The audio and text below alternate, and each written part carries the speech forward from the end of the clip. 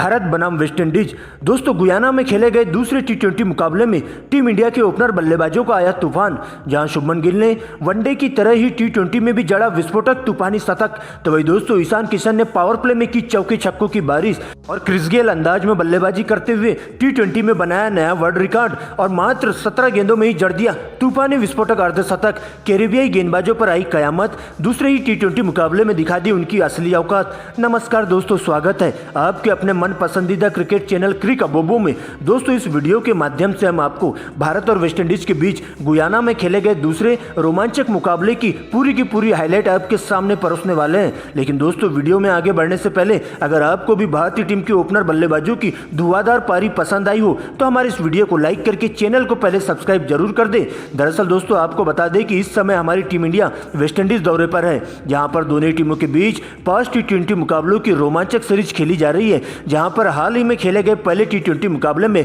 Brian Lara stadium में खेला गया था, जहां वेस्टइंडीज की टीम ने शानदार का प्रदर्शन दिखाते हुए टीम इंडिया को रोमांचक मुकाबले में 4 रनों से मात दे दी थी। लेकिन इसके जस्ट बाद ही दोनों ही टीमों के बीच 5 टी20 मुकाबलों की रोमांचक सीरीज का दूसरा ब्लॉकबस्टर टी20 मुकाबला गुयाना में खेला जाता है। दोस्तों इस मुकाबले में वेस्टइंडीज की कमान एक बार फिर से रोमन पॉवेल के कंधों पर सौंपी जाती है, तो वही दोस्तों टीम इंडिया के लिए कप्तानी हार्दिक पांड्या करते हुए देखे जाते हैं। दोस्तों इसके बाद शाम 7:30 बजे गुयाना में टॉस किया जाता है, सिक्का उछाला जाता है, सीधा टीम इंडिया के कप्तान हार्दिक पांड्या के पक्ष में जाकर गिरता है, जहां हार्दिक पांड्या टॉस जीतकर पहले गेंदबाजी करने का फैसला करते हैं। तो वही दोस्तों वेस्टइंडीज की टीम को पहले बल्लेबाजी करने के लिए आमंत्रित किया जाता है। दोस्तों इसके बाद वेस्टइंडीज की पारी को ठोस शुरुआत दिलाने के लिए वेस्टइंडीज के 2 दिग्गज ओपनर बल्लेबाज ब्रेंडन किंग और काइल मेयर्स की एंट्री होती है, जबकि दोस्तों टीम इंडिया के लिए पारी का पहला ओवर लेकर तेज गेंदबाज अर्शदीप सिंह आते हैं और स्टंप टू स्टंप गेंदबाजी करते हुए एक सटीक लाइन लेंथ के तहत गेंदबाजी का नजारा पेश करते हैं। जहां पर ओवर की दूसरी गेंद पर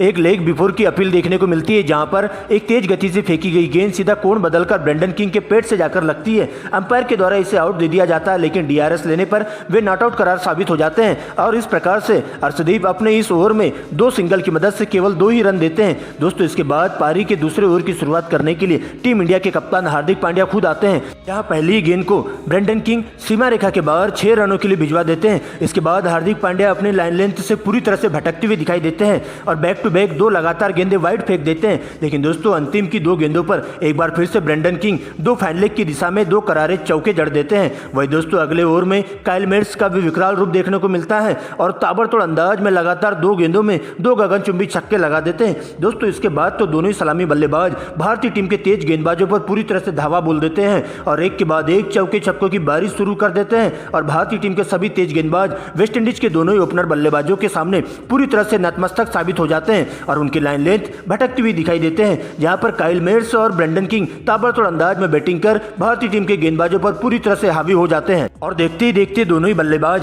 पावर प्ले के खेल में बिना विकेट खोए टीम के स्कोर को 62 रनों तक पहुंचा देते हैं। लेकिन दोस्तों इसके बाद हार्दिक पांड्या 7वें ओवर की कमान स्पिन के जादूगर कुलदीप यादव के हाथों में थमा देते हैं, जहां पर कुलदीप यादव शुरुआत की 3 गेंदें लगातार वाइड फेंक देते हैं। लेकिन दोस्तों इसके बाद तो ब्रेंडन किंग का तूफान देखने को मिलता है, जहां पर अंतिम की 3 गेंदों पर 3 फाइन लेग की दिशा में कवर ड्राइव लगा देते हैं। वही दोस्तों अक्षर पटेल के अगले ओवर में काइल मेयर्स भी 2 चौके और 1 छक्के की मदद से 14 रन कूट देते हैं। तो वही दोस्तों यूसी चहल के अगले ओवर में ब्रेंडन किंग 2 छक्के और 2 चौकों की मदद से 20 रन बटोर लेते हैं और आगे भी दोनों ही बल्लेबाजों का इसी अंदाज में बल्लेबाजी करना जारी रहता है और इस प्रकार से टीम की स्कोर को लगातार आगे बढ़ाने का काम करते जाते हैं और देखते देखते दोनों ही सलामी बल्लेबाज अपने अपने अर्धशतक के करीब पहुंच जाते हैं। जहां कुलदीप यादव के अगले ओवर में ब्रेंडन किंग फाइन लेग की दिशा में 4 रन कूटकर अपना अर्धशतक पूरा कर लेते हैं। तो वही दोस्तों इसी ओवर की अंतिम गेंद में काइल मेयर्स भी 2 डबल की मदद से अपनी 50 पूरी कर लेते हैं। लेकिन दोस्तों इस पार्टनरशिप को तोड़ने के लिए कप्तान हार्दिक पांड्या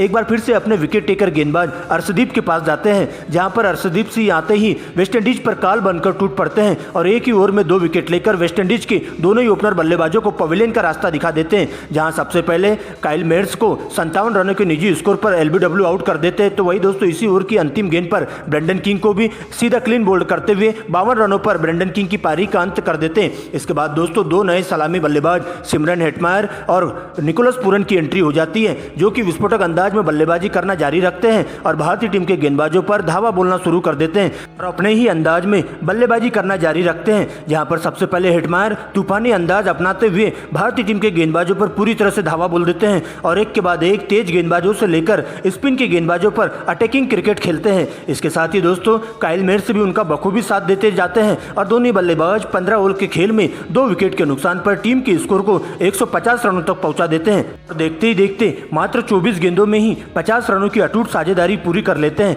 लेकिन दोस्तों इसके बाद कुलदीप यादव के अगले ओवर में सबसे पहले सिमरन हेटमायर का तूफानी अंदाज देखने को मिलता है, जहां पर एक ही ओवर में 2 चौके और 2 छक्कों की मदद से कुलदीप यादव को 20 रन कूट देते हैं और इस प्रकार से कुलदीप यादव की पूरी तरह से लाइन लेंथ बिगाड़ करके रख देते हैं। तो वही दोस्तों 19वें ओवर में हर्षदीप सिंह को निकोलस पूरन भी 3 लगातार चौकों की मदद से अपनी 50 पूरी कर लेते हैं और इस प्रकार से दोनों ही सलामी बल्लेबाज अंतिम की ओवर में ताबड़तोड़ अंदाज में बल्लेबाजी करना जारी रखते हैं और देखते ही देखते 19 ओवर में 2 विकेट के नुकसान पर वेस्टइंडीज की टीम 190 रन बना लेती है। दोस्तों इसके बाद अंतिम ओवर की गेंदबाजी करने के लिए टीम इंडिया के कप्तान हार्दिक पांड्या खुद आते हैं, जहां पर सबसे पहले हेटमायर एक चौका और एक छक्के की मदद से उनका बेहतरीन तरीके से स्वागत करते हैं और सिंगल लेकर निकोलस पूरन को स्ट्राइक देते हैं। तो वही दोस्तों अंतिम की 3 गेंदें निकोलस पूरन खेलते हैं, जहां पर सबसे पहले निकोलस पूरन लगातार 3 गेंदों पर 3 गगनचुंबी छक्के लगा देते हैं और इस प्रकार से अपने टीम के स्कोर को 2 विकेट के नुकसान पर 219 रनों तक पहुंचा देते हैं और इस प्रकार से टीम इंडिया को 220 रनों का टारगेट दिया जाता है।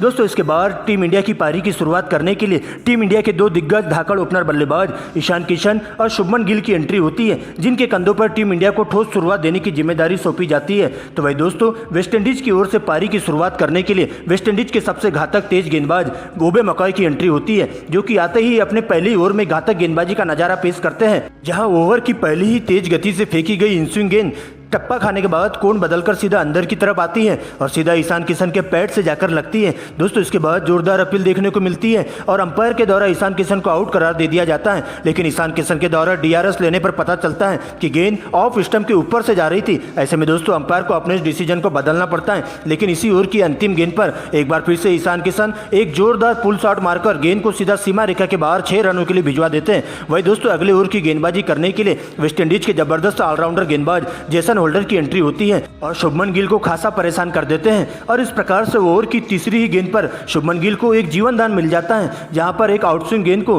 कट करने के चक्कर में गेंद बल्ले का बाहरी किनारा लेते हुए निकोलस पूरन के दस्तानों में चली जाती है, लेकिन निकोलस पूरन गेंद को ठीक से कलेक्ट नहीं कर पाते हैं और इस प्रकार से शुभमन गिल के खाते में एक जीवन दान जुड़ जाता है। लेकिन दोस्तों इसी ओवर की अंतिम 2 गेंदों पर 2 करारे फाइन लेग की दिशा में चौके जड़कर शुभमन गिल मिले जीवन दान का जरूरी फायदा उठा लेते हैं। दोस्तों इसके बाद दोनों ही सलामी बल्लेबाज सिंगल डबल की मदद से संभल कर खेलते हुए टीम के स्कोर को बिना कोई विकेट खोए पावर प्ले के दौरान 45 रनों तक पहुंचा देते हैं। लेकिन दोस्तों इसके बाद दोनों ही बल्लेबाजों का विकराल रूप देखने को मिलता है और तेज गति से रन बनाना शुरू कर देते हैं और वेस्टइंडीज के तेज गेंदबाजों पर सबसे पहले हावी होना शुरू हो जाते हैं। लेकिन दोस्तों इसके बाद 7वें ओवर की गेंदबाजी करने वेस्टइंडीज के स्पिन के जादूगर अकील हुसैन आते हैं और आते ही टीम इंडिया की सबसे बड़ी मछली का शिकार कर जाते हैं। यहाँ पर अकील हुसैन सबसे पहले अच्छी लय में दिखाई दे रहे ईशान किशन को अपनी स्पिन गेंदबाजी के माया जाल में फंसा के रख देते हैं और मात्र 35 रनों के निजी स्कोर पर उन्हें पवेलियन का रास्ता दिखा देते हैं, जहां पर अकील हुसैन ओवर की अंतिम गेंद पर एक ललचाई हुई गेंद पटकते हैं, जिस पर ईशान किशन बड़ा शॉट मारने के चक्कर में सीमा रेखा के पास कैच आउट कर लिए जाते हैं और इस प्रकार से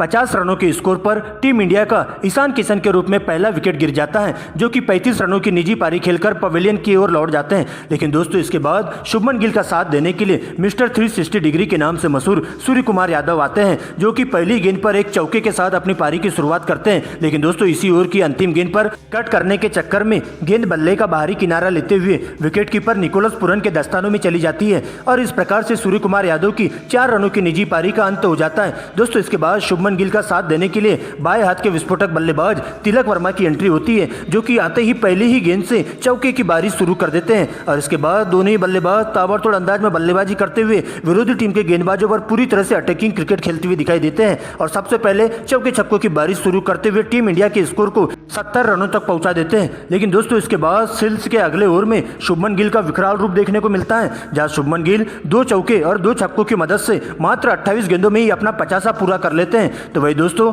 अगले ओवर में ओबे मैकॉय की एंट्री होती है, जहां पर सबसे पहले 2 चौके लगाकर तिलक वर्मा अपने इरादे स्पष्ट कर देते हैं और ताबड़तोड़ अंदाज में बल्लेबाजी शुरू कर देते हैं। लेकिन दोस्तों इसी ओवर की अंतिम गेंद पर एक और बड़ा शॉट मारने के चक्कर में सीमा रेखा के पास कैच आउट कर लिए जाते हैं और इस प्रकार से तिलक वर्मा की पारी का 28 रनों के निजी स्कोर पर अंत हो जाता है, जहां पर तिलक वर्मा के आउट होते ही भारतीय टीम की कमान संभालने के लिए टीम इंडिया के कप्तान हार्दिक पांड्या की एंट्री होती है, जो कि शुभमन गिल का साथ देने के लिए मैदान पर आते हैं। लेकिन दोस्तों, होल्डर की पहली ही गेंद पर क्लीन बोल्ड होकर बिना कोई रन बनाए ही पवेलियन का रास्ता नाप लेते हैं। लेकिन दोस्तों, इसके बाद पारी को आगे बढ़ाने के लिए शुभमन गिल का साथ देने संजू सैमसन की एंट्री होती है। सबसे पहले तो दोनों ही सलामी बल्लेबाज सिंगल डबल की मदद से टीम के स्कोर को लगातार आगे बढ़ाने का काम करते जाते हैं और इस प्रकार से 15 ओवर की समाप्ति पर टीम इंडिया 4 विकेट के नुकसान पर 160 रन स्कोर बोर्ड पर टांग देती है। दोस्तों, इसके बाद अगले 5 ओवरों में टीम इंडिया को इस मुकाबले में जीत हासिल करने के लिए 60 रनों की दरकार होती है, जहां पर सबसे पहले शुभमन गिल अपना विकराल रूप दिखाते हैं और ताबड़तोड़ अंदाज में बल्लेबाजी करते हुए चौके छक्कों की बारिश शुरू कर देते हैं और मात्र 38 गेंदों में ही अपना शतक पूरा कर लेते हैं। तो वही दोस्तों, दूसरे छोर से संजू सैमसन भी ताबड़तोड़ अंदाज में बल्लेबाजी करना जारी रखते हैं और 19 ओवर की समाप्ति तक टीम के स्कोर को 200 रनों तक पहुंचा देते हैं। दोस्तों, अब टीम इंडिया को इस मुकाबले में जीत हासिल करने के लिए अगली 6 गेंदों में 20 रनों की जरूरत होती है, जहां पर वेस्टइंडीज की तरफ से सबसे तेज गेंदबाज अल्जारी जोसेफ की एंट्री होती है, जिनका सामना होता है संजू सैमसन से। लेकिन संजू सैमसन पहली ही 4 गेंदों में मैच को खत्म कर देते हैं, जहां पर 2 चौके और 2 छक्के लगाकर संजू सैमसन 20 रन बना लेते हैं और इस मुकाबले में टीम इंडिया को